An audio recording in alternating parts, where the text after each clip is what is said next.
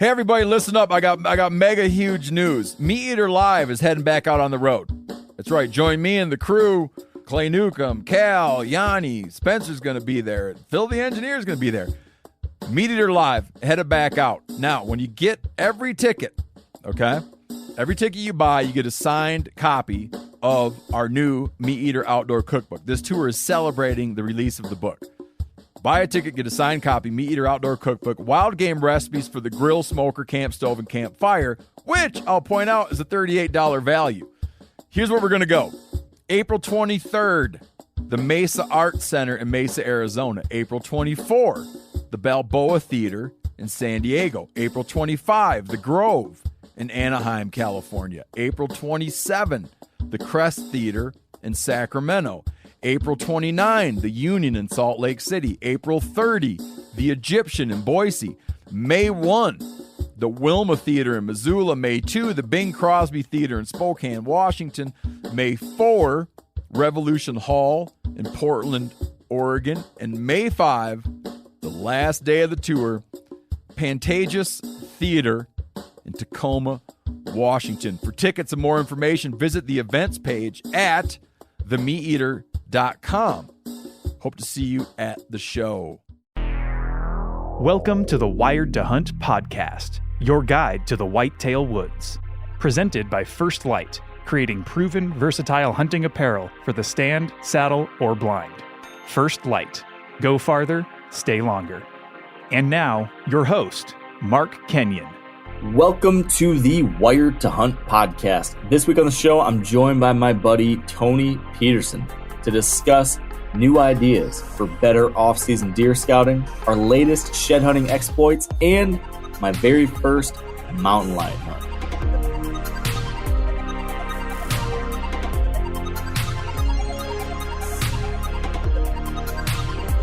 Welcome to the Wired to Hunt podcast, brought to you by First Light and their Camo for Conservation initiative, in which a portion of every sale of First Light Spectre camo pattern is given back to the National Deer Association to help them with things like their public lands initiative or their field to fork initiative, all the great education work they do. I'm a big fan of it. I'm glad to see that First Light is supporting it. And today I'm also, I hate to say this, but I am a fan of my guest today, my partner in crime, my friend. Why Tony do you hate Peterson. to say that? Yeah, you know it. It's kind of hard for the ego to admit it, but I do enjoy catching up with you, buddy. Well, I appreciate it, man. I want to do a couple things today. It is February, kind of mid-February as we're chatting today. And so it's that time of year that I think a lot of us are thinking two things. We're thinking scouting and we're thinking shed hunting. So I want to kind of take a break here during what was Habitat Month. I've been doing a series of habitat-related podcasts, but I wanted to make sure that we don't skip all the way through February without talking about these two things. So we're going to hit pause on Habitat, and we're going to talk about your latest scouting exploits, a couple things on my end related to that. I want to talk shed hunting a little bit. I've heard, you've got a mixed set of opinions on shed hunting. It seems like you're writing about it, you're talking about it sometimes, but then other times like, shed hunting sucks. So I want to see where you're at on that lately. I've got some exciting shed hunting news that we should talk about. And then I actually also just got back from a mountain lion hunt that might be worth talking about just a little bit because that's pretty exciting. So those are my main topics that I thought we could touch on. But Tony, what is new in your world? Is there anything lighting you up right now? Any good sci-fi books? The thing that's crazy for me right now, we were talking about this off air just a little bit, is we don't have any snow. Yeah, I'm sitting here in Minnesota, in central Minnesota. We have no snow. And, I was out shed hunting with my daughter this past weekend, and we had to be pretty careful about the ice we crossed. It wasn't anything major, but normally that is just such not a consideration right now. I mean, normally we're worried about too much snow covering up the antlers and being kind of a pain to hike through. Yeah. And it is just weird right now. But I'll tell you, I know not everybody who's listening to this is in this situation, but it's like the opportunity for shed hunting, like it's perfect shed hunting conditions. it's perfect winter scouting conditions. And I'm getting my stuff ready. I'm heading out this weekend to go over to Wisconsin, where they don't have any snow either, to cut some trails and just get some work done that normally I look at and I go, I'm just waiting until sometime in late March to even, or April sometimes, to make that a possibility. Yeah. So it's kind of like, it's just wild. I'm sitting here going, I'm getting stuff done. Like the opportunity is just crazy to be able to do this. I should say Yeah. So the only downside I don't know, maybe there are other downsides, but the one downside I see to it is that, I'm curious if you've seen this. When we have mild winters, the shed hunting is different than when we have hard winters, because it seems like when we have a hard winter with a lot of snow, it really herds up the deer, and you get a lot of the deer concentrated into smaller areas where they have that really good thermal cover, where they have that really good food source for the late season. And those are the years where it seems like we find a bunch of sheds. Like when I take my annual trip to Iowa, in the big winter years, like you're finding them all in certain places. But these years, they're just spread out all over the place. There's much less of a rhyme and reason to it. And we struggle on years like this. Have you ever seen anything like that? For sure. And this year, I think, is going to be, I haven't, the only antlers I've seen while shed hunting so far this year were still attached to deer. We haven't found one yet. And we are finding on some of the oak flats, like an incredible amount of hard mass still left from last season. Yeah. Which is just, it portends good things for the deer getting through the winter, and the turkeys too. The turkeys are all over them. But every time that happens, or when I get into that situation, I'm like, they're going to be so spread out, because it's usually not something that happens when there's 2 feet of snow. Yeah. And so, yeah, it's a different vibe out there, but I'll still take it. Yeah. So is there any, like, what's the ripple effects of something like this when you have a mild winter? And last year was like an extreme winter for a lot of folks. And then this year we've got the mild winter. You've got better mass. You've got less snow. You've got more spread out deer populations. You would think that all of this would lead to healthy fawn drop in the spring, right? I mean, I don't think there's a downside to this weather, specifically deer, right? I mean, the only thing I can think about is like mild winters equal more ticks making it through the winter, which leads to problems for moose, I know. But is there any other like trickle-down effect that you can think of this kind of more, I was going to say unique, it's becoming less unique, but I don't know. What do you think? I think the only thing that, and I'm not smart enough to actually know this, but I think the one thing that you would see would be hot spots of drought from it.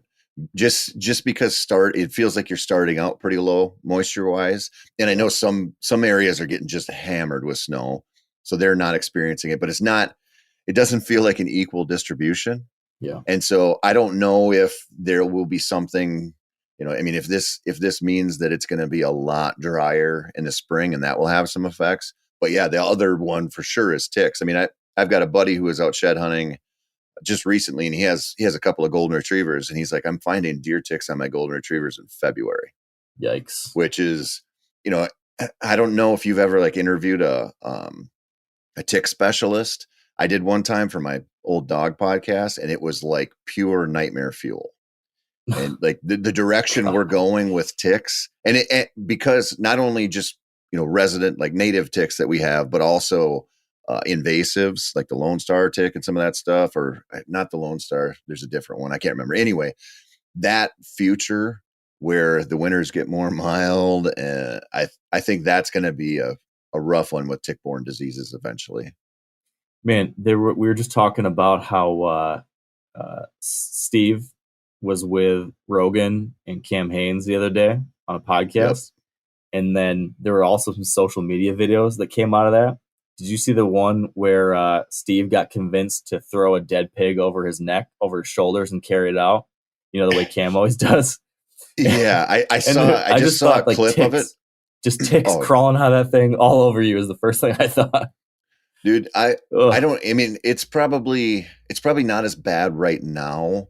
I've shot a few pigs down there on axis hunts in like May and June, and you will walk up to them and it looks like their skin is crawling. And so, yeah, that's what I thought of too. I mean, if you throw a turkey over your shoulder and carry it out in, late April or in May, I mean, it's a lot of times you get a couple ticks on you from that. And when I saw him doing that, I was like, gross, dude. Like, you don't need to, what do you got left to prove? Like, you don't need to do that. No, thank you. I'm not interested in ticks like that. No. So back to the shed thing. Where do you personally stand on shed hunting these days? I've seen you talk about it a lot, and then I've seen you talk about I don't do it anymore. But you just went with your daughter. I don't know where you've heard me say that, because I still shed hunt. I like shed hunting. I feel like I've either heard or read something from you in the past saying like you don't do it any much anymore. It's not all that important. I don't do it as much as I used to, just because of our schedule, and I don't have as many spots as I used to. It's a little bit of a heavier lift for me. But probably what I said or wrote was something to the effect of, it used to be like a pretty core component of my deer strategy. Yeah. Like, I spent a lot of time shed hunting places that I'm going to hunt. And it was kind of important to me to get out there and really cover ground and try to find some antlers. I'm kind of more in a stage now where I'm like, I just enjoy it. And honestly, what's crazy about it, in fact, I wrote about it. I think it dropped today for Foundations, but we've been shed hunting some public land up here in the cities.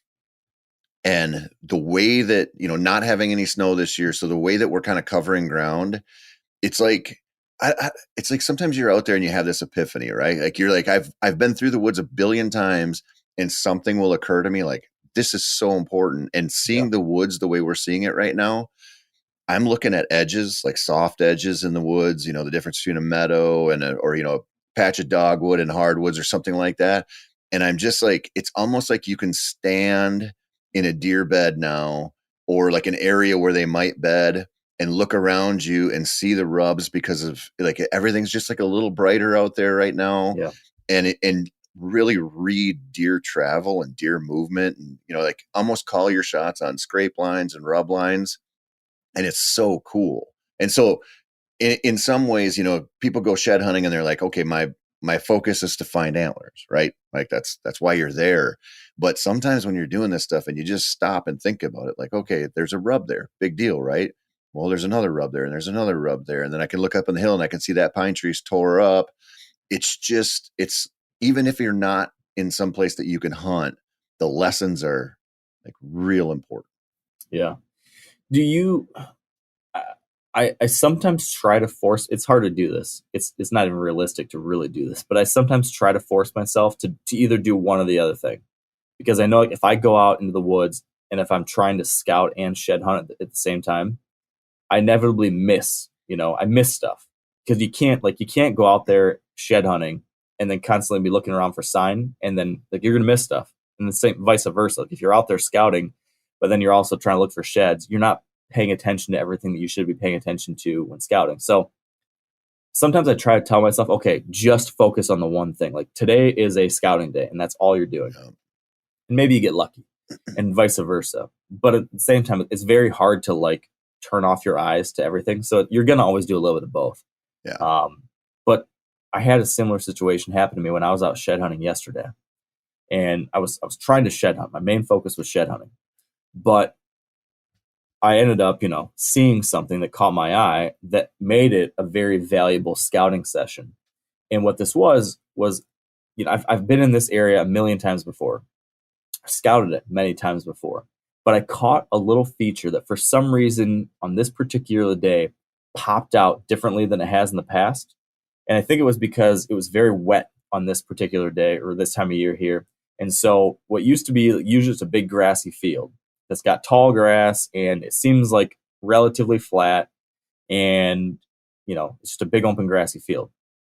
Well, right now it's very wet. And so you can actually see two sides of this grassy field were filled with water more than they usually are and were lower. And so this little, not very high, but there's like a high piece that goes right across the middle of this grassy field that's maybe a foot taller than everything else.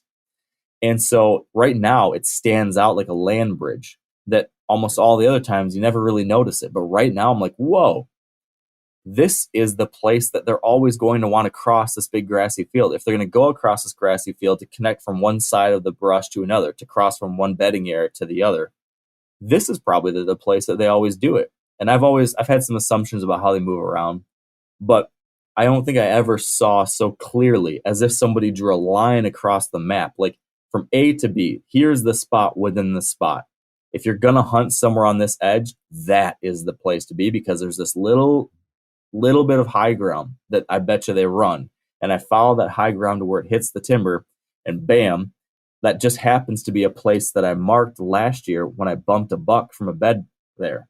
It's like, oh, interesting. This little point that he was bedded on is also connected to this slightly higher ground that crosses the grassy, brushy field, and also has like 6 big old rubs scattered all around it that I'd seen in the past, but now like the dots are connecting better, and like the picture is coming into better focus. And so I think that just reminded me of what I think is a pretty good thing to write down and try to remind yourself of. You can never scout the same place too much. Like, I think it's always worth, even a place you've hunted for years, it's worth coming back and hitting it again and like trying to look at it with new eyes. Like, whenever I'm walking this place, I'm always trying to zoom out or zoom in, look at it differently, focus on something differently, take what you learned last year and apply it now as you're looking again.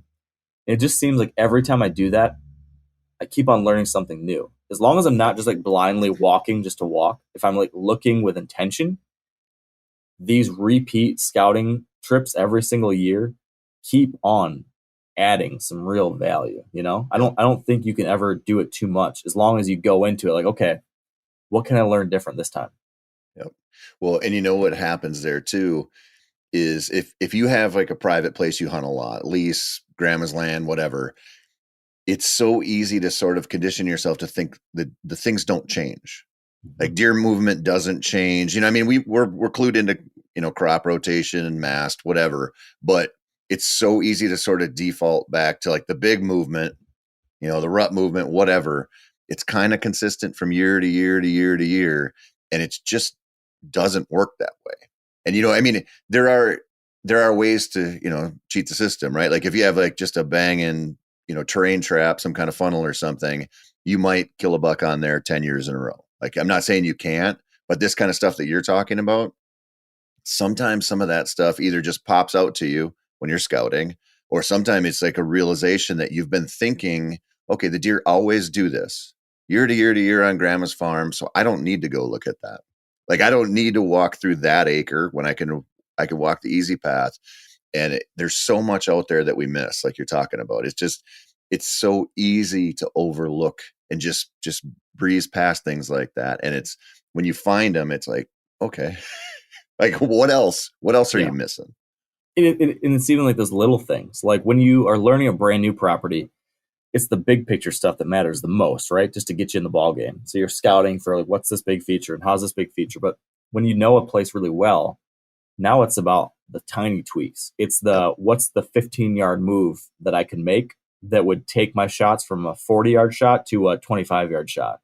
Yep. Or it's man, I've hunted this area 1,000 times. It's always been pretty good, but I tend to get winded more often than I want. Or what's like the little shift I can make? Or what's the tendency that, man, they actually, when they come through here, they pass on this side of the down tree 6 times out of 10. So really, I should tweak my setup 5 yards this way or whatever. I think like that's the stuff that can really, really help you when you're at that point. But it only happens when you keep on trying to polish that gemstone, I guess. You just keep on keeping on with it. It's time in the woods, man. I mean, I had something like that happen to me, I guess probably about 3 years ago. I was squirrel hunting with a buddy of mine on a farm that I've hunted since I was 15 years old. I mean, I've been everywhere in there, a million times. And I had run a camera. I had left a camera on this ridge top, kind of this splayed out ridge top where they bed a lot. And it's sort of just like a travel hub. They can come in from a bunch of different directions. And, throughout the pre-rut, the rut, the travel was just chaotic. Like, a buck go this way, a buck, way off in frame, buck comes through this way, like no real rhyme or reason to the travel. And I remember just looking at it going like, it was like a circus in there. I mean, obviously it's condensed because you're looking at the trail camera photos from lots of time, but I kind of had forgotten about it. And then I went squirrel hunting with my buddy and there's snow on the ground, whatever. And there's this ravine right below that knob. And I've hunted on the bottom of it where they go around where it flattens out. And I've hunted the top of it where it pinches up on the edge of a field and it forces them around. I mean, for sure, dozens of times in my life, maybe more. Right. And because I was squirrel hunting and not really paying attention to the deer thing, we cut down right in the middle of that ravine.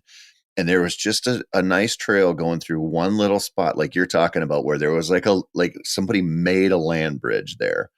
And I have walked around that over and under so many times in my life, hunting everything, not just deer, not just scouting.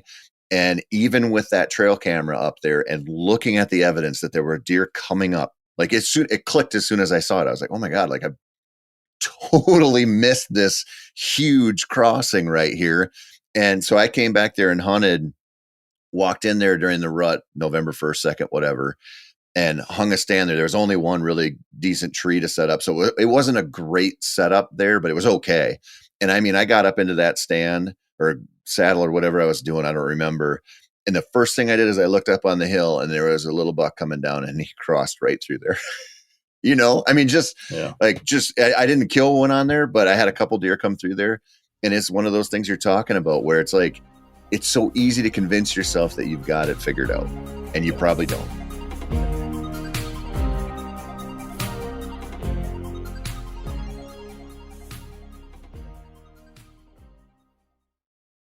Hey everybody, listen up. I got mega huge news. Meat Eater Live is heading back out on the road. That's right. Join me and the crew. Clay Newcomb, Cal, Yanni, Spencer's going to be there. Phil the engineer is going to be there. Meat Eater Live, headed back out. Now, when you get every ticket, okay, every ticket you buy, you get a signed copy of our new Meat Eater Outdoor Cookbook. This tour is celebrating the release of the book. Buy a ticket, get a signed copy, Meat Eater Outdoor Cookbook, wild game recipes for the grill, smoker, camp stove, and campfire, which I'll point out is a $38 value. Here's where we're going to go. April 23rd, the Mesa Arts Center in Mesa, Arizona. April 24th, the Balboa Theater in San Diego. April 25, the Grove in Anaheim, California. April 27, the Crest Theater in Sacramento. April 29, the Union in Salt Lake City. April 30, the Egyptian in Boise. May 1, the Wilma Theater in Missoula. May 2, the Bing Crosby Theater in Spokane, Washington. May 4, Revolution Hall in Portland, Oregon. And May 5, the last day of the tour, Pantages Theater in Tacoma, Washington. For tickets and more information, visit the events page at themeateater.com. Hope to see you at the show. Other than returning and like continuing to get that time in the woods, like what have you done in recent years that's helped you better see this stuff or make sense of this stuff? Like you talk about scouting all the time, but I don't know, in the last 5 years, what have you found has made your scouting more effective? Just find an excuse to get out there. And so like that was a squirrel hunt, right? I'm carrying my 17 around my buddy. We're shooting a few squirrels, like clearly not a shed hunt, not a winter scouting mission. I'm probably going to head over to Western Minnesota here before February's out and go rabbit hunt some of that stuff that I muzzleloader hunted for whitetails this year on that public land, because it'll be fun. It's just fun to hunt rabbits, and it's going to take me into that area that I want to just learn more. And it's hard for me to justify a 3.5, 4 hour drive, maybe for a day or a day and a half of scouting. I could do it, but it's so much easier for me to think I'm going to meet up with a buddy of mine. We're going to go push a few rabbits around, which will get us into the stuff the deer bed in. Right. And it's just any reason, any way that you can find to get out there. Cause I think we paint this message, or like we portray this message that you have to be so singularly focused, right? Like a lot of the voices in the industry for a long time have pushed that, like, I mean, it's sort of like a Cameron Hanes thing, right? Like his message is sort of one lane and you should do this, right? And we've done that with whitetail scouting, but I don't think a lot of people have it in them to just go and go. Like a lot of people aren't wired like Andy May, right? Mm-hmm. They're not going to do it. Yeah. But if you can find a reason to be there or find a reason to go someplace new and just spend time out there. I think that's what we're missing with a lot of whitetail hunters because, and I know this happens to you all the time. It's like once the season starts, you get all these messages of like, here's my farm. I saw him one time, or I can't, like, I never see mature bucks or whatever. And it's like, this is not the time to remedy that. Yeah. Like the time to do it was 8 months ago. So you didn't come into the season and go, well, now I got to rattle or buy this decoy or something and try to make something happen instead of putting myself right where I should have been. So it's a hard thing to get across, but it's important. Yeah. You make a good point though. Like in this is like a rule that applies to like any kind of good habit. Like there's a book I read called Atomic Habits. You ever read that one? Mm-mm. Very good book by James Clear. I should have pulled it off the shelf and had it with me right now, but there's a couple different kind of a framework of guidelines that will help you either break a bad habit or add a new one. And if we want to look at scouting as a good habit to ensure the things you need to do, I'm probably going to forget some of these, but one of the big ones is you got to make it convenient. You need to make it fun. And I think in this case, like scouting is the thing that should be a good habit, right? It should be a habit for us, but there's always excuses not to do it, right? We don't have enough time. Maybe people don't, it's not as enjoyable as watching the Super Bowl, and it's maybe not as fun as, I don't know, whatever, going to a game or drinking beer at the house or whatever your thing is. So I think you got to find ways, to your point, like, yeah, a scouting trip / rabbit trip / hang out with your buddy may not be quite as effective as a 100% just me focused on scouting, walking for 2 days straight, right? But you probably won't do that. So the better version is find a way to make it fun, find a way to make it fit your schedule, and getting out there, doing the thing to a degree is better than not entirely. Yep. So I think that's it's a really good idea. Like find ways to make this part of your life, find ways to make it fun. And then, yeah, you're going to get value out of it. You don't have to do, and this is so much that we talk about. There's like the perfect way to do something in the deer hunting world. There's like the way that the super most hardcore person does it. And that's, something we can aspire to. But most of us will look at that and be like, well, I don't have time for that, or that doesn't really sound like much fun. If you can find the thing that is fun, that can work into your schedule, that you can consistently do, you'll make progress. And making progress that happens year after year after year that you can keep with, that you can stick to, that adds up. I'm betting a lot of people see a thing and they're like, oh, that's more than I could ever pull off, and then they never do anything because of that. It becomes intimidating. Just getting the ball rolling. You can make a pretty big snowball if you start with something tiny and keep it going down the hill, Well, right. And there's something too that I want to say on that, because you make a good point. One thing that I see a lot of people do, and this isn't just like scouting or deer hunting, this is, at the gym, whatever, is they rely too heavily on other people to be a part of it. And so, and you know how it is, like you're training for a marathon and you're running or whatever, like, you like running with people, great. Or you like getting together with that running group, great, or whatever. But really it's on you. Yeah. And so you see, like just as an example, it's the new year, right? So you go to the gym, a lot of new faces, and a lot of them are people who go with somebody. So some gym regular will talk one of their buddies and like, dude, you got to come. And so they're there together lifting every time you see them. Yep. But what happens when that one person can't go? Do you have your built-in excuse? Yep. And I think we don't.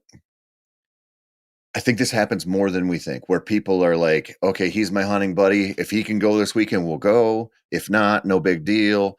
And it's like, you have to just kind of figure out how to do both, right? Like, it's great if you have somebody who will go winter scout with you that you hunt with or whatever. But this stuff is sort of on you. And you can see this, like that example that I said earlier about people reaching out, like, I don't know what to do. It's like, it's not on me to help you. Like I'd love to, but it's on you to figure this stuff out. And I think, you see this especially on like traveling trips where people are like, we're going to hunt whitetails in North Dakota or wherever together. And it's like, I get why you do that with buddies. I 100% do. but you have to be willing to do this stuff on your own. Like you have to be willing to just go, if I have 3 hours today and it's a Sunday in February and there's nothing going on, I'm going to go to the woods. Yeah. I'm going to do it. And you will change the dynamic of how you learn out there. Same thing, like just think if you go on a hunting trip somewhere with somebody and you're trying to figure out public land together, you're going to have some benefit from their recon and theirs, but it's going to change how you approach everything. If you go by yourself and you're like, I'm camping by myself, I'm feeding myself, I'm scouting, I'm glassing, I'm hunting by myself, everything changes. And I honestly think those are the scenarios that really help you level up, because a lot of the background noise is gone. Yeah. There's some truth to that. Something you said reminded me of a little epiphany I had the other day too. It's easy just in like the chaos of the day to, feel like I'm too busy to go outside and do my run, or there's too much going on for me to go outside for an hour walk or a quick scouting trip or shed hunting exploit, or, I'm just not feeling it. It's too cold out. It's too whatever. There's plenty of ways to make excuses for why you just want to hang out tonight and just watch TV or whatever the thing is, right? But we do this thing every day at dinner time where my wife and I and the kids all around the dinner table, beginning of dinner, talk about our favorite thing of the day. Like one thing you're thankful for from that day that was like your favorite thing. And almost always, if I go and do something outside, if I go do one of these things, like go for a shed hunt, go for a walk, go for the run, do some scouting, that always makes the list. That is always my favorite thing of the day. So even if beforehand I'm like, I don't feel like doing it, I don't want to go out, it's too cold, or I'm too busy, or whatever, I'm always, always, always thankful I did it afterwards. Yep. It's like, and if I didn't have this like reflective process to like go back and look at that and think about it, you might forget that. You might lose sight of that. But I've never once regretted taking that hour or two and going to the property for a walk, or taking the kids out for a shed hunt, or doing the thing. It's always worth it once you do it. So you just got to find a way to remind yourself of that in the moment when you're feeling busy or stressed or tired or whatever it is ahead of it. Don't you feel the same way when you go for a run? Yeah, for sure. 100%. I mean, isn't that like a prime example of something that you dread every time, and then you do it and you always feel better because of it? Yep. Yeah. It's like you almost need like a sticky note or something that just reminds you ahead of time. So like, don't be stupid. You'll be happy afterwards. Like something like that. I need that reminder everywhere I walk. But it's a conditioning thing, though. I mean, you have to go through it to learn that. Yeah. Like you have to do it a lot to go, even though everything between my ears is like, don't freaking do it. You don't want to do it. This is gonna suck. And that happens. Like that's the other thing. Like what you bring up there is a good point. That happens with scouting. That happens with the deer work. We talk ourselves out of a lot of the stuff that not only should we just do because it'll help us out, but because it will actually make us feel better. Like getting something accomplished, going and find that little crossing like you found, it's a huge win. Yeah. And it's easy to not go do that stuff. Yeah. So speaking of these little things, you had mentioned earlier that you had been focusing on soft edges while scouting. And I wanted to make sure we took some time to dive into that a little bit further. Can you expand a little bit about what you mean when we're talking soft edges, what you're looking for, how that's going to fit into your scouting plan? Because I think that's something that probably folks could pay attention to a little bit more in their own scouting. Man, it's something that just... It might be because I've been spending so much time in the cattails the last few years, and it becomes, I don't, this may be a bad way to put it, but like when you wade into a cattail slough, a big cattail slough, you find these tiny little microclimates or these like little micro habitats where you're like, there's always pheasants here. There's always deer. There's always rabbits. Like you can stand there and look out them and go, there's going to be rubs there. There's going to be rubs there. There's probably going to be a trail going from that point to that point. And so the more that I go out and I start looking around, I'm always thinking about things too big. Like the cornfields over there, they're going to end up there. right? Like the bluff is up there. They're going to start there because they're going to bed or whatever. But you know how this is when you get out there and you watch deer do their thing, they are relating to stuff that we just walk right on by. Yeah. And so often, I really saw this when I was muzzleloader hunting this year, where there'd be patches of willows or patches of red osier dogwood where you would like kind of intuitively look at those and go, okay, they're going to walk around that, maybe rub on the outside. If they want to bed, they'll wade in there.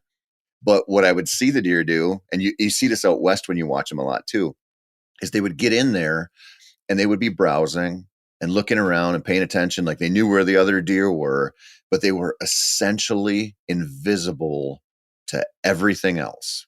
And so they have these little places where it's like, I can walk through this grass, the CRP grass, to get to the next point or get into the cattails, but they're just stopping off in there into this little patch of dogwood, and they're killing time and they're doing their thing. And you watch it and go, this is like such a key component to their life.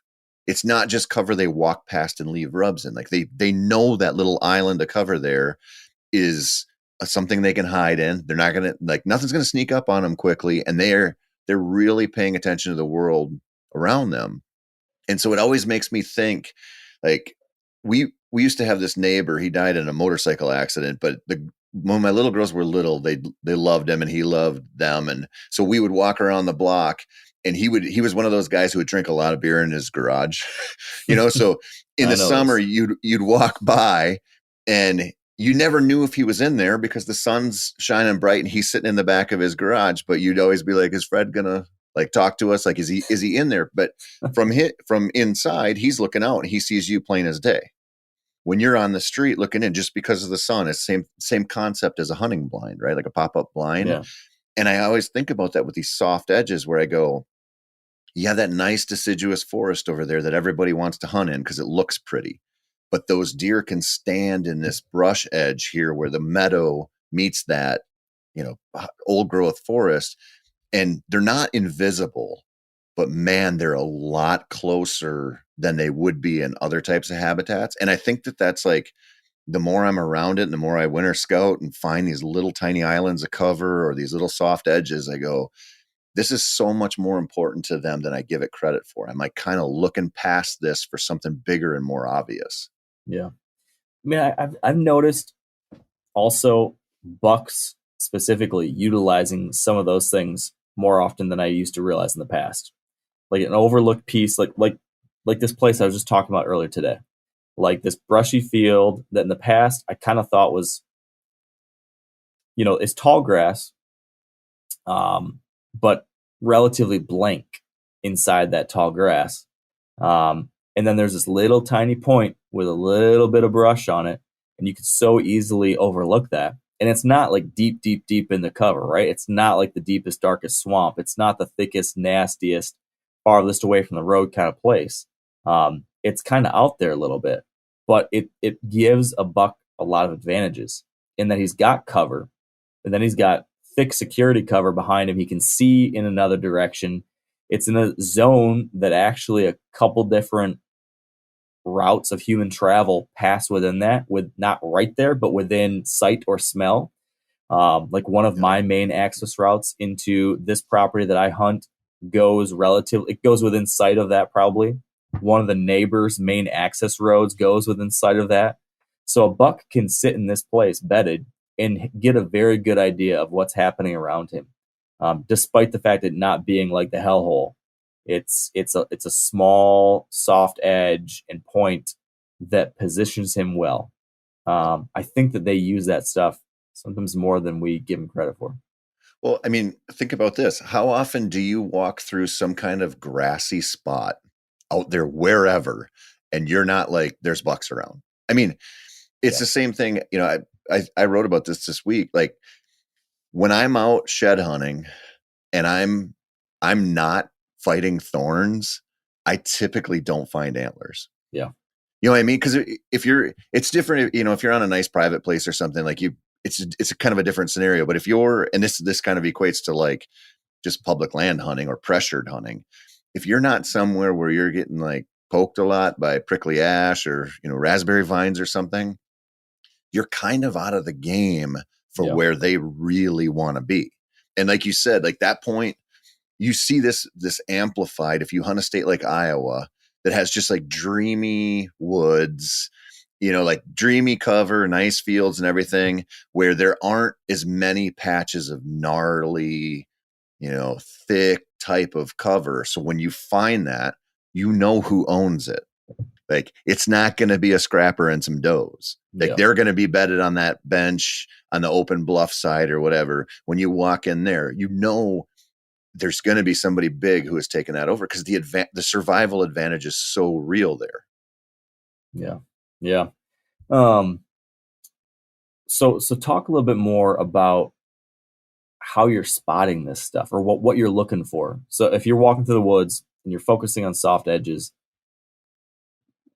I guess what I'm getting at is here, give me some more examples so that people know how to identify this kind of thing. And so we've talked about the fact that deer will hole up on this kind of edge. I don't think you've mentioned it, but there's a lot of travel that happens along these soft edges that aren't as stark as here's a cornfield, here's a piece of timber, right? We're talking more like this is a mostly hardwood region, and this is the beginning of hardwood mixed with conifer or something like that. Can you talk through, the kind of thing you're looking for and how you're seeing them use it otherwise? Yeah. I mean, an easy way to do it, at least in my experience, like when I winter scout, I'm into rubs. Like I like seeing scrapes, whatever. I like seeing trails, beds. I just like rubs. Like they help. They're easy for me to figure out typically. And so, if you're walking through that oak flat and there's a sapling with a rub on it, I'm like, okay, like maybe he was munching some acorns and he made it. Like I can look around and go, this doesn't feel like it does me very much good. But so often if I'm walking along and I see a rub and I stop and then I'm like, okay, there's another one and there's another one. Then I go, it's almost always tied to some kind of soft edge. Yeah. You know what I mean? Because they bedded wherever, or fed wherever and ended up there. And it's just a place that they felt more confident standing around in daylight. And so if you're walking around, you're like, I don't know. I mean, it's so easy to think of like an edge as, if you take, like where I hunt in Wisconsin, there's a lot of either forestry industry, there's a lot of timber harvest. So you might have that clear cut, old growth, new growth type of edge, right? Yeah. Hard edge almost. Or you'll have all those pine trees and then you'll have deciduous. And it's like just, deer are going to travel that. There's going to be rubs on there. They might bed there. But when you start getting into, you just walk through a woods that in your head, you're like, this is all just like old growth deciduous forest, but there's a creek bottom or something. And then you look at it and you're like, it's just thicker. It's not like you're not looking at it like on aerial photos and being like, there's a hard edge there that's easy to follow and easy to understand. So often it's something that's this smaller little thing that whatever more sunlight gets down there, there's more water. There's something that encourages a different type of plant growth. Sometimes it's just like an abandoned fence line and some vines or something. But when you get out there, a lot of times for me, I'll kind of find myself being like, man, there's a lot of rubs here. And I'll look around and be like, well, obviously there's like a little island of cover here, or this just sort of soft edge that mostly just looks like a patch of brush, but there's a lot going on in some of those, especially if you start connecting them.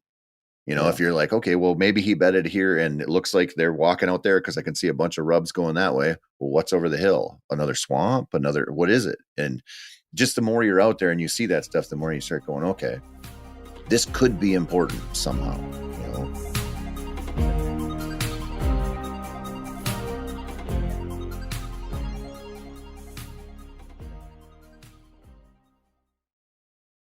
How you document all this kind of stuff, has that evolved at all? Is this all still up in your head, or are you waypointing every single one of these things on an app of some kind?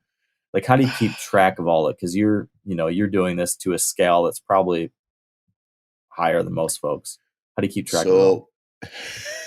I'm like the anti-Mark Kenyon. I'm sure I'm way less organized with this than you are. A lot of it is I just try to remember it. If it's if I'm real serious about it, I'm dropping waypoints because I'll forget it. So it depends. If it's something that I can go into a lot, like if it's close to home, I'm not as concerned about dropping a waypoint and leaving notes on it. If I make that drive down to Iowa to scout, or Western Minnesota or whatever, that's a different thing because I know I'll forget it. And I know I'm packing a lot of scouting into one day, 2 day type of thing. And so the easiest way to do it is just like pull up Onyx and be like, waypoint here, and then give myself some notes like staging area, hunt during west wind or whatever. And at least there's a prompt there, and just to get you like kind of going, okay, like I have this sort of like, this isn't going to go away from my brain. And when you do that on some of those spots that I like, a lot of the public land I try to figure out of state, I can pull that up and look at it in a big picture thing and go, okay, well, I left that waypoint there, there's a pond there I looked at. And then you can start to just piece it together because you can't, I guess my point here is if you have a place in your backyard to scout, you can go there a lot. You can figure stuff out and it's just going to sort of become something you understand. When you're trying to figure out something that's not easy to access or you don't get a lot of time out there, you don't have as much in-field time to do this. You're behind on that. So you have to make up for it, digital scouting. And so it just depends on what the scenario is. But that just dropping waypoints and looking at how they connect and, thinking about it in the off season, it's pretty valuable. Yeah. Yeah. There's a lot of truth to that. So back to what got me on that topic of that land bridge that I discovered. We gotta talk about my big find yesterday real quick. We gotta shift back to shed hunting for a minute because the 2024 story kicked into high gear yesterday. So last year, as you know, I was after that buck, the wide 9, right? But I had a number 2 deer that was in that same zone that I was thinking like, man, would I shoot this buck? Would I not shoot this buck? And it's this deer that I probably mentioned at some point in our conversations. My son named him 2 years ago. Son named him Bulldozer. And so 2 years ago, as a 3-year-old, he was all over the place, passed him a bunch. Really wanted to find his sheds last year, but couldn't. He grew as a 4-year-old into like a really nice 9-pointer. I was thinking like, I don't know, 130, somewhere in that ballpark. But like a big body, like a huge body. Is that where the name came from? I don't know. He was 3 years old when he named him. So at the time, my son was 3 and the buck was 3. Both of them were 3. So I don't know how much thought went into it. Right. He just likes bulldozers. He just likes bulldozers, probably. But it was a spot on description because he became a bulldozer of a deer. Just like a hulking body, long, big, like hump on his back, big chest, like an impressive bodied deer. So I kept looking at that and like, man, like if he walks right in front of me, I'd have a hard time passing a deer like with that kind of body. Even though it'd be nice to see him make it to 5. But eventually I decided like, man, I'm going to stick to trying to get the wide 9. He's the one. But I, was interested in seeing this deer, hoping to see him. And I never saw him. Like he was just like, he was on camera. He was around. I guess that's not entirely true. I saw him when I was scouting the night before the opener, when I was glassing for the wide 9. I saw him like way down a power line far away. And then on a late season hunt, late November, I think, again, when I was still trying to get the wide 9, I saw him again far off in the distance. And then at the very end of the year, I was hunting with my son, Everett, and we were trying to kill a doe together. I can't remember if we talked about this. We probably did briefly talk about this when we talked about our favorite moments of the year, right? Because this was that hunt when we killed our first deer together, and then Bulldozer came into like 65 yards or something. So that was our closest call last year. Very cool. So I knew he made it through the hunting season. He was going to be the one that I wanted to see the most this coming year. And so my plan was to stay out. I wasn't going to go out here at all until I knew he dropped his antlers. I wanted to resist the temptation and get out there, muck things up until I knew he dropped.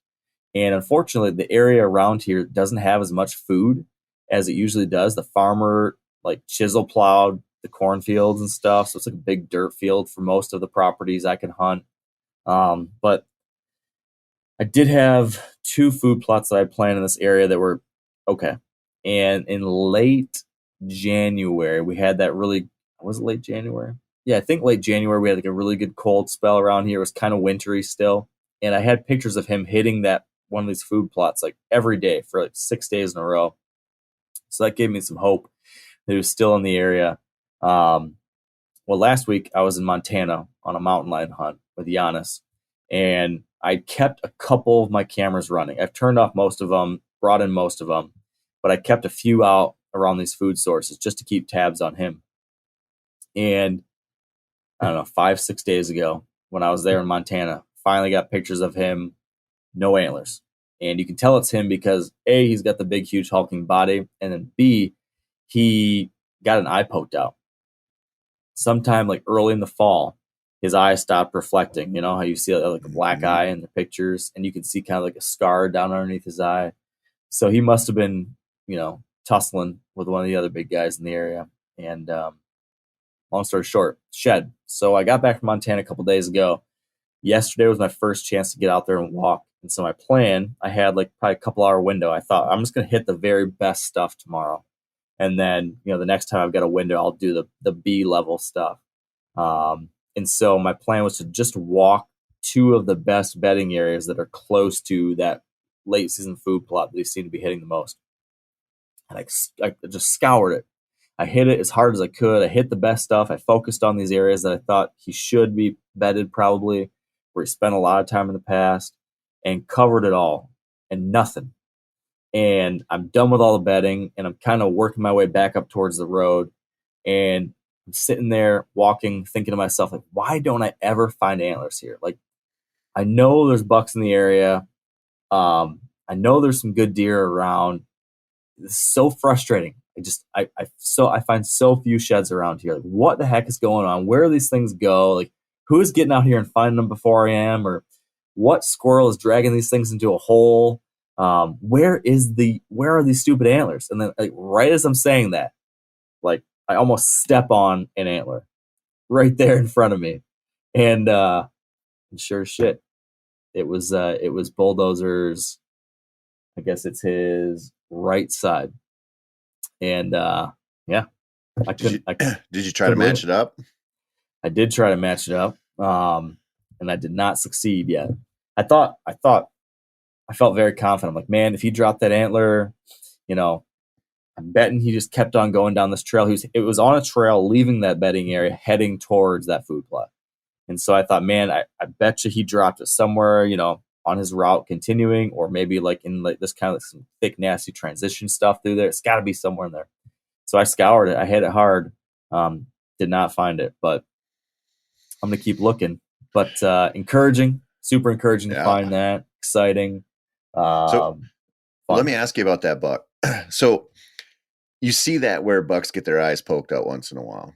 Do you think that buck would be more hesitant to fight after that?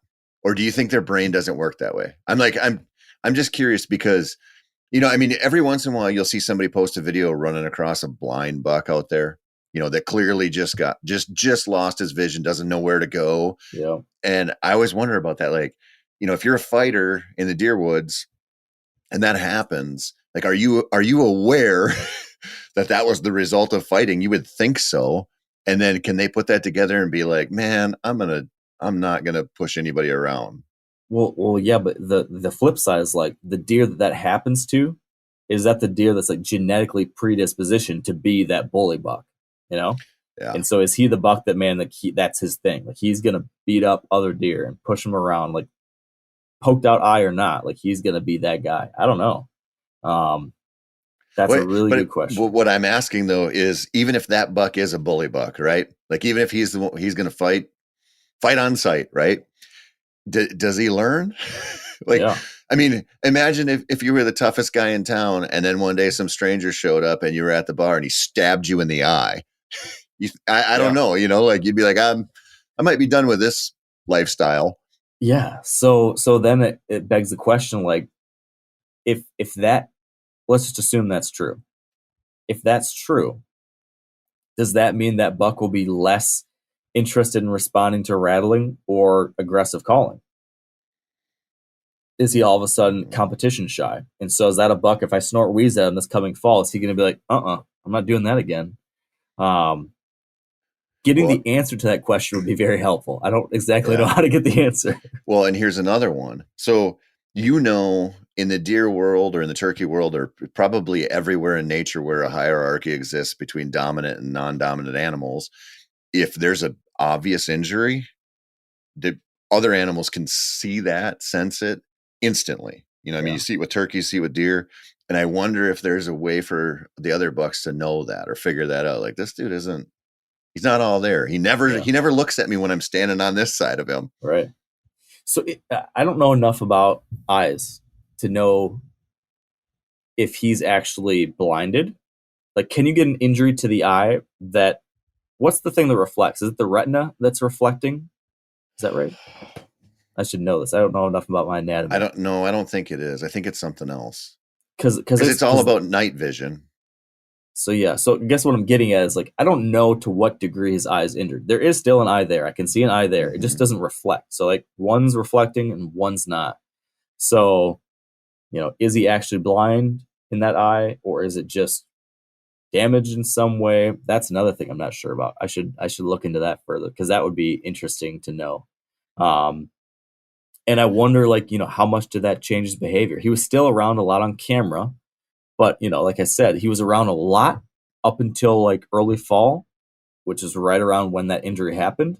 And then, like, he just was not as active, not quite as active at least. So I wonder if that had any kind of bearing on that behavioral change. I don't know.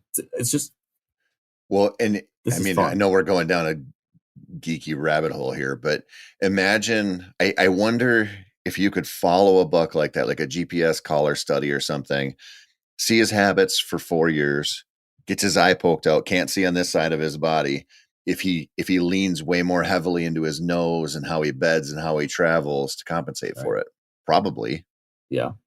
And then the final piece of the puzzle is, how do I adjust my stand setups to make sure I'm always on the blind side of him so that when he comes in, he doesn't see me draw my bow? Let's not promote hunting one-eyed deer and making it sound easier, because there's going to be assholes out there with BB guns trying to shoot their 1.5-year-old bucks in one eye. Yeah, that's a good point. We're not in no way condoning the creation of one-eyed bucks. All right, let's be clear about that.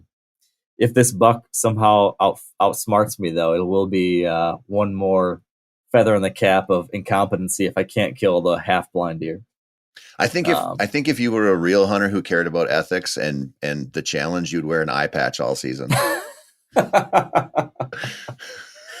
Would you be more impressed if I pulled it off? I think that would be a wonderful experiment for you to try, Mark. That would be interesting. I'm 30 yards and one eye only now. That's my new thing. Is there anything else on the scouting or shed hunting front that you think we should cover to make sure folks have got a few things to think about here? Just get out there, man. We got to talk about lions and Mingus. Oh, I'm curious to hear this story. All right, I'll give you the Cliff Notes version of this. So the plan was that I was going to go out there to Montana and join Giannis for a mountain lion hunt. I'm working on a new book project, and one of the things I'm going to be exploring is predator dynamics and the future of big carnivores in America, and all sorts of stuff related to that. So as part of that, I want to go on a predator hunt and learn about what hunters think about big carnivores and predators and living alongside of them and managing them, or all the different things related to that. So the night before I'm supposed to fly out, Giannis calls me and he's like, "Hey man, bad news. Mingus had a fall. He's badly injured. I don't think we're going to be able to do this." And I'll let Giannis go into all the details. I'm sure he'll tell folks about it on a Meat Eater podcast or something at some point, so I won't steal his thunder. But the Cliff Notes of that thing is that Mingus fell, hurt his leg, and is out for the rest of the lion season. The good news is that the injury is not so bad that he won't be able to recover. So good news that Mingus is going to be okay. And Giannis was able to still take me out with him, but we were going to have to use his buddy's hounds. So we had 3 full days to get out there after it. And the first 2 days were just like hiking. We drove roads in the morning looking for tracks, crossing the roads, never found any. And so as soon as it was daylight, we would then just start hiking up mountains, up drainages, and just walk and walk and walk. And, it was just like a death march. We did like 12 miles a day, 12 and a half miles a day, hiking in the snow, off trail, just all over the place. So beautiful country, fun. I'm glad I like to hike because we just did a lot of hiking, but did not find any lion tracks. Didn't really see any wildlife. I went out the second night with our mutual friend Garrett and did a wolf hunt with him. Went wolf hunting with him and got to pick his brain about wolves and his thoughts on that and his experiences trying to catch up with one ever since they got delisted out there. Talked about, finding balance with critters like that and how, a lot of hunters are worried about that competition. And we talked about, how we might be able to live alongside of them. And then went to this beautiful, hiked into another drainage. He turned on like a coyote howler and tried to call one in with that. And again, no luck. So those first 2 days, 2.5 days, it was just like a lot of beautiful country, a lot of walking, no critters. But the last day. Hold on a second though. When you say no critters, do you mean like no elk tracks, no deer tracks, like pretty empty? There were critter tracks. We did see deer tracks. You just didn't we did see see them elk tracks. Just didn't see them. And on that wolf trip with Garrett, we did see some elk. We went into an area that was an elk wintering area, and that was where you'd expect the wolves to be. Yep. And just didn't pan out, but the elk were there.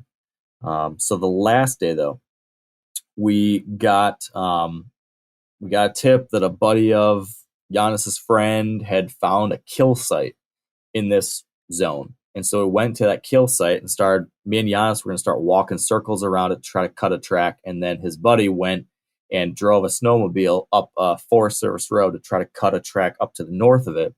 And sure enough, he cut a track, came back and got us. First line track of the trip. And, the interesting thing that happened from this point was that we had to take snowmobiles to get there. And I've never rode on a snowmobile before in my life. What? Yeah, we don't have snow down where I'm at in Michigan growing up. And that wasn't a thing our family did, was go up north to snowmobile. So never used one before in my life. So I get like the tutorial. The tutorial was like, all right, here's the throttle and don't sit down. You have to stand up the whole time because we're going to go around lots of, we're riding on the side of a mountain. On like hiking trails, essentially. These are not like roads or Forest Service roads. We're going to be going on trails on the sides of mountain, up and over, into and out of drainages, over mountains, all that kind of stuff. So they described to me, you need to stand up the whole time and you need to switch your legs over to whichever side of the snowmobile is uphill so you don't roll down the side of the mountain. And I'm like, what? Like so, while we're driving? Are you switching your legs so you can bail or because of the weight distribution? Both. The first thing is like you have to switch your legs to weight. So basically what they're telling me to do is like when we're on the side of the mountain and the trail is leaning downhill, you need to put both your legs on the uphill side and pull all of your weight to the right or towards the uphill side so you don't roll the snowmobile over and fall off the side of the mountain. And so I'm like, holy shit. I've never even touched one of these things. And now I'm doing like acrobat moves on the side of a mountain. Like, is this for real? Riding. Yeah, I was just, I don't know. I had no idea what I was getting myself into. But at the same time, I'm like, all right, I'm just going to do it. Like, you got to do it. And so we drive this trail to where his friend cut the track. We stop. All right, I'm excited. We're going to cut the dogs loose and go do the thing. We cut the dogs loose. They go tearing off. And then they like go. Like, we were hoping the line might be close, but no, it was like those dogs went over the mountain, down a drainage, over another mountain, down another drainage, and they were gone. And we lost track of them, of their GPS collars.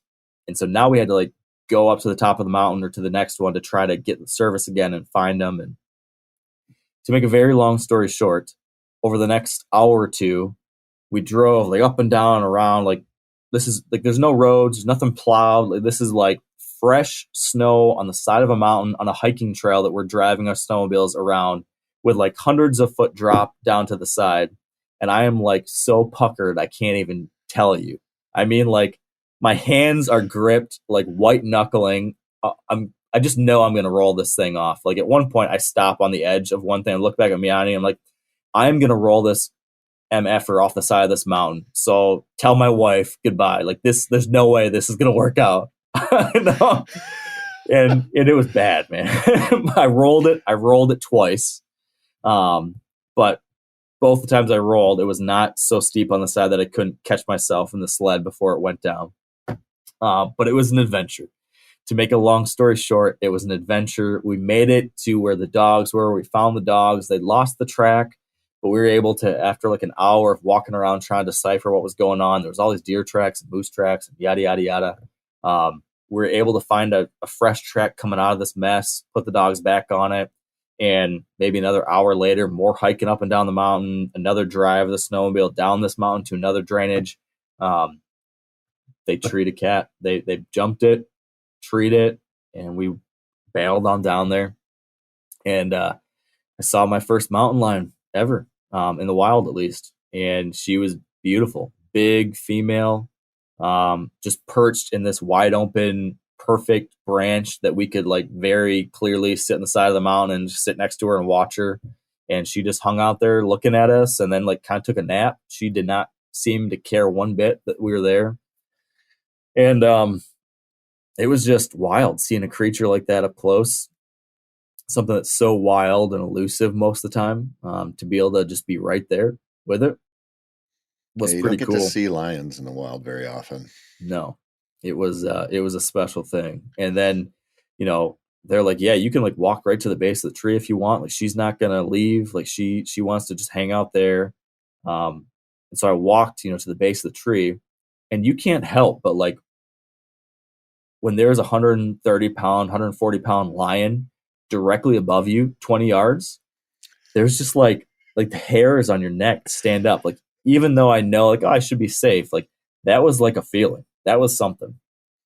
Something primal. That's a little undercurrent running way back through your ancestry there. Yes. Yeah, it was. It was really cool to have that kind of connection back to the way stuff used to be a little bit. So what yeah. was it an actual hunt? Like if it was a tom, was there somebody there that would have shot it? So it was a hunt going into it. And then as we went along, Giannis ended up making a decision that he didn't want to shoot. If it was a big tom, he didn't want to shoot it without his dog there. Oh. So, you know, by the time we got there, we realized like he probably wouldn't shoot it anyways because it wasn't going to be, you know, the moment he wanted. Like he wanted his first lion to be with his dog he's been training. Right. But, you know, kind of going into it, we thought it would be, but just unforeseen circumstances led it to being tree and free. So how did it make you feel about, would you want to hunt them for yourself? I think my number one, I have a whole new appreciation for hound hunters and like folks who do it this way.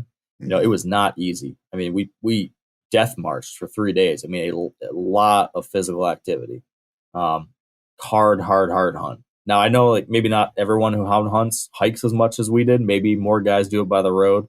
But what I saw and what I got to be a part of was like a serious hunt.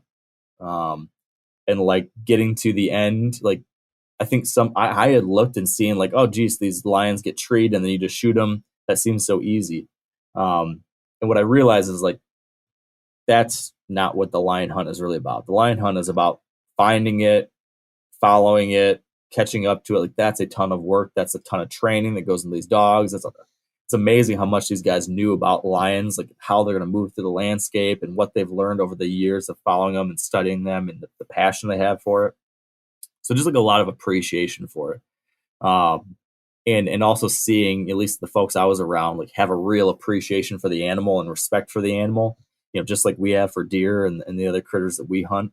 And so I came out of it, I think, with a stronger belief that, like, when you can hunt an animal and manage an animal, it usually builds an advocate for the animal. So it's not like, in most cases, it seems like managed predator hunting can lead to more predator and carnivore advocates sometimes, because you're getting folks invested in the animal. And so I think that it leads to good things for the animal just as much as it leads to good things for the hunter. And so this is a great illustration of that idea, at least. And I would definitely like to be on line hunts again. I'm still unsure if I want to shoot one, though. I do not know if I want to shoot one myself. I wouldn't, criticize anyone for wanting to do that themselves. Yeah. I don't know if I want to shoot one. I've eaten line and it's very good. So I could see myself doing it because I would eat it. But a little bit of me was like, man, that is just like an amazing, I don't know quite how to put words to it, but like, I don't know if I'd want to shoot it. That's all. Yeah. What about a wolf? Same question. I don't know. Yeah. Same question. I wrote about predators for next week's foundations, and it's just, I'm like you. If people want to trap, they want to hunt them, I don't care at all. Like, go nuts for donuts. It just does not. It's not appealing to me, and I can't really describe why. Like, it's just not, for whatever reason. I think it's cool. Like, I know how like hardcore Garrett is and Giannis and those guys are, and I get it. It just, for whatever reason, just does not work with me. It's not that interesting. But what's interesting to me, though, is like, and this is maybe me getting, I don't know if it's me getting soft or what it is, but this is a little woo-woo, but I almost like see myself in them. Like, we're both hunters, like I can relate in a way. So I'm fascinated with them. But I'm more so like, I want to see you and I want to like high five you and like, good luck on your next deer hunt. So I want to just take a moment to pause here and let everybody who's listening to this know that Mark Kenyon just compared himself to a mountain lion, and he's kindred spirits with a mountain lion. Hey, we're both deer hunters, man. Hey, listen, you can be as delusional as you want, buddy. It's okay. You're probably right. But all I can tell you is that they are fascinating critters. I'm really glad I got to get out there and chase them around a little bit. And yeah, whether or not I want to shoot them or not, I'm glad they're out there. And I hope we can find a way that we can live alongside of them better and manage them, but conserve them. And it was a really eye-opening experience that I enjoyed a lot. So. I mean, the whole predator thing is a category of hunting that needs the right PR. For sure. Like, because that's an easy one for people to draw a line in the sand on, especially people who don't really understand predator-prey relations. So anything, any way to put that in a more positive educational light's probably a good thing. Yep, I agree. And on that note, man, I've got to shut this down because I've got a hard stop and appointment to get to. But thanks for joining me. Thanks for talking sheds and scouting and all that good stuff. And, yeah, buddy. Let's do it again soon. For sure. And with that, I'll just say to everyone else listening, thank you for being here. Thanks for tuning in. Get out there, get walking, do your scouting, do your shed hunting. And until next time, stay wired to hunt.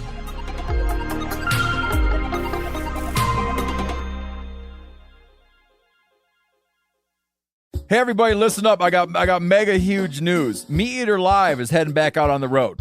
That's right. Join me and the crew. Clay Newcomb, Cal, Yanni, Spencer's going to be there. Phil the engineer's going to be there.